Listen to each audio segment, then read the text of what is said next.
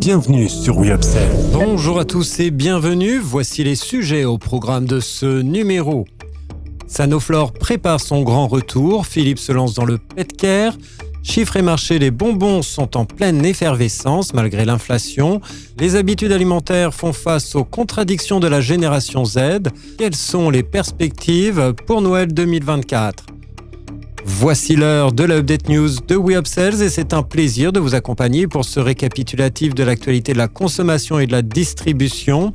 Avec le soutien d'Upsell, expert en force de vente terrain, nous traiterons des tendances, des derniers chiffres et nouveautés. On se retrouve juste après ça. Update News, l'actualité conso et action commerciale de WeUpsells. Tous les vendredis, un rendez-vous animé par Benoît et proposé par Upsell, spécialiste de la force de vente externalisée et supplétive. Sanoflore prépare son grand retour. La marque de cosmétiques bio Sanoflore, vendue par L'Oréal en 2022, prépare un relancement ambitieux sous l'impulsion de ses nouveaux propriétaires, Ekio Capital et Sergio Calandri. Ce dernier, désormais PDG, mise sur une refonte totale pour raviver l'image d'une marque dont les ventes ont chuté de 30% après sa cession. Hanan Chedani, ex-Puig et Uriage, a rejoint l'équipe en tant que directrice de marque pour piloter cette transformation. Il ne faut pas oublier que Sanoflore, c'est aujourd'hui 17 brevets et un véritable savoir sur le circuit pharmaceutique sous Intel. Fondée en 1972, Sanoflore a intégré L'Oréal en 2006 via la division cosmétique active, avant de voir son usine dromoise vendue à Fareva. Avec une nouvelle identité visuelle et des gammes enrichies, dont les incontournables Magnifica et Merveilleuse, la marque entend marquer 2025 par des innovations et des temps forts. Nous avons revu notre ADN pour transformer la marque, précise Hanan Chedani. Cet effort exigeant mobilisera entre 20 et 30% du chiffre d'affaires selon la directrice. Bien que les prévisions restent confidentielles, l'objectif est clair, reconquérir une clientèle urbaine et CSP+, tout en renouant avec les officines.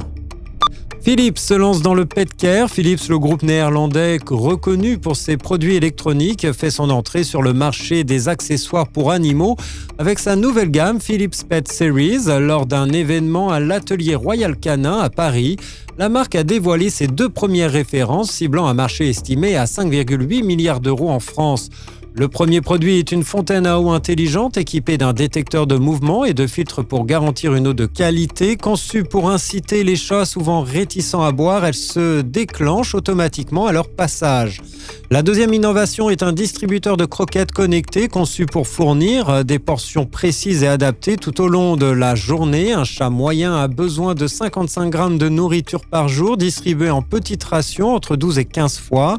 Ajoute Thomas de Flandre, responsable des nouvelles catégories chez Versuni. Ce dispositif vise à lutter contre le surpoids qui concerne 44% des chats et 36% des chiens en France, en s'adaptant aux besoins alimentaires spécifiques des animaux. Chiffres et marchés, les bonbons sont en pleine effervescence malgré l'inflation. Le rayon bonbons ne connaît pas la crise et séduit toujours plus de consommateurs, petits et grands, selon Virginie Leroc, directrice catégorie management chez Haribo. Les shoppers optent pour des sachets plus petits pour maîtriser leur budget, mais ils ne renoncent pas au plaisir accessible. Résultat, les ventes en unités progressent de 1,1% sur un an, surpassant l'épicerie sucrée qui recule, elle, de 0,3%. Toutefois, les volumes en kilos reculent de 1,2%, impactés par les coupes promotionnelles sur les gros formats. Les marques nationales dominent largement, représentant 82% des parts de marché en volume. Haribo, leader du segment des gélifiés acides, continue d'innover avec des références éphémères et des textures surprenantes, tandis que Choupa Choups mise sur des produits dérivés et des concepts en supermarché comme le Fun Corner. Autre acteur dynamique, Carambar Eco capitalise sur la nostalgie et le succès de ses pâtes à mâcher avec des ventes en forte progression de 25%. Enfin, la marque Tête Brûlée surfe sur sa collaboration avec Koh-Lanta, boostant sa production à 10 tonnes par mois pour répondre à une demande explosive. Les habitudes alimentaires font face aux contradictions de la génération Z.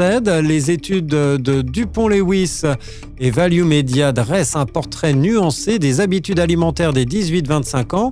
Très engagés sur les enjeux environnementaux, ils affichent cependant des comportements parfois contradictoires. Ainsi, 44% de ces jeunes prêtent attention aux conditions d'élevage des viandes qu'ils consomment, tandis que 22% privilégient une alimentation végane. Cependant, 29% ne cherchent pas à réduire leur consommation de viande. Les régimes alimentaires se diversifient, 75% se déclarent omnivores, 12% flexitariens ou encore 4% végétariens. Leur relation avec les marques repose sur la transparence, bien que 59% achètent toujours les mêmes produits, 32% se méfient des listes d'ingrédients et 28% ont modifié leurs habitudes après l'utilisation d'applications de scan nutritionnel. En matière de critères d'achat, le prix reste déterminant, suivi de la nouveauté pour les produits qui favorisent la santé ou le bien-être. Côté cuisine, 54% adorent préparer leur repas, mais 35% des hommes de cette tranche d'âge préfèrent commander, contre 24% des femmes. Enfin, les avis d'internautes et experts influencent fortement leur choix, plus que les labels ou les origines des produits. Quelles sont les perspectives pour Noël 2024 ? Après 4 années marquées par des crises sanitaires économiques, Noël 2024 pourrait annoncer un léger regain d'optimisme. Selon un sondage exclusif d'LSA, YouGov, 73% des Français prévoient de célébrer les fêtes, un chiffre en baisse de 3 points par rapport à 2023 et en recul constant depuis 2021. L'inflation continue de peser sur les projets, mais moins qu'avant. 49% des sondés estiment qu'elle influence leur choix, contre 54% l'an dernier. Les intentions d'achat de cadeaux progressent légèrement à 89% et les budgets prévisionnels augmentent surtout pour les enfants. De 63% des parents envisagent des dépenses stables ou en hausse.